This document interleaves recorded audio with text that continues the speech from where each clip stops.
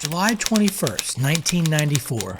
Matthew Wrinkles would kill 3 people: his estranged wife, her brother, along with his wife. All this would be done in front of the children in the home, making it even more horrific.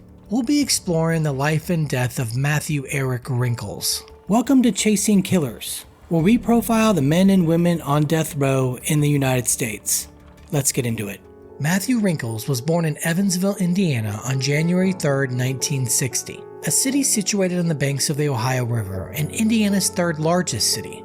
Prior to the crime, his life was unremarkable, like most Americans, although he would later claim that he had a troubled early childhood. He would marry and have children. The marriage would have its problems, but no one ever thought it would end with murder. In June 1994, his wife and children would leave the home. Matthew Wrinkles would file for divorce from his wife Debbie Wrinkles on June 30, 1994. A protective order was obtained by Debbie on the same day that Matthew filed for divorce. A possible fatal error, Debbie agreed to lift the protective order as part of the divorce proceedings on July 20, 1994. Marital violence had been reported, including Matthew threatening Debbie with a firearm. They agreed to meet at a local fast food restaurant so Matthew could see his children, but Debbie did not show up, infuriating Matthew. Several weeks prior to the crime, there were also several signs that pointed to a possible buildup of violence. 2 weeks before, he was evaluated at a psychiatric facility due to the concerns of his mother, but did not meet the criteria for hospitalization. Throughout this time, Matthew was developing a serious addiction to methamphetamine, which he would later partly blame for the crime. Matthew, now steaming mad after Debbie did not allow him to see his children, would dress in camouflage, cut the phone line, and enter the home where his wife had been staying with family. He would shoot Tony Fulkerson, his brother-in-law, his wife Natalie, and finally his own wife Debbie. This was done in front of children in the home. The Fulkerson's daughter reportedly pled for her mother's life, saying, "Please don't shoot Mom." But Matthew would show no mercy. He would be caught at a cousin's house in a neighboring county, and the murder weapon would be recovered.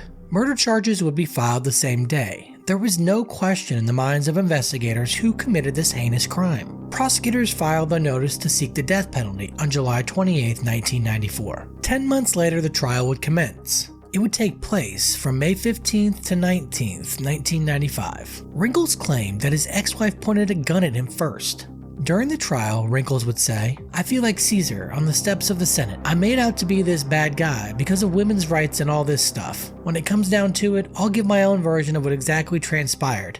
There were a whole lot of things leading up to this situation. He would be found guilty on May 20th, 1995. The jury returned with a death penalty recommendation. The judge agreed, and he was sentenced to death. Before we move on to his life behind bars, don't forget to hit that like button and subscribe so you don't miss any new content. Wrinkles would be incarcerated on Indiana Death Row, located at Indiana State Prison in Michigan City, Indiana. As with all death penalty cases, it would go through the appeals process. Wrinkles would argue that his public defenders provided ineffective counsel. He would also claim that the court did not weigh his drug addiction and troubled childhood when sentencing him. Fast forward 14 years later, he would make a remote appearance on the Oprah Winfrey Show and would be confronted by members of his family. Kim, a child at the time, would read the apology letter received from Matthew. "Take care and please accept my deep apologies. My shame, my regret that I have done to both of you. Eric Wrinkles." Regarding the crimes committed, Matthew would say, "I take full responsibility for what I did, but Natalie and I never had problems until the drugs. Anyone that's done methamphetamine, it changes you, and not in a good way. I hope the family received the needed closure following their last interaction on Oprah." December 11, 2009 would be his final day on this earth. At his final meal, he would eat prime rib, a loaded baked potato, pork chops, steak fries, and 2 salads with ranch dressing and rolls, which sounds delicious. Soon after, he would walk into the death chamber at Indiana State Prison. Matthew Eric Wrinkles would be declared dead at 12:39 a.m. on December 11, 2009. There was a small group of protesters outside of the prison, but Wrinkles did not receive the support to stop the execution that many others received in the past. Following his death, his daughter would write, "Regardless of what my dad has done, he's still my dad. I will go on with my life having peace within me." This was a Chasing Killers profile. Thanks for watching. See you next time.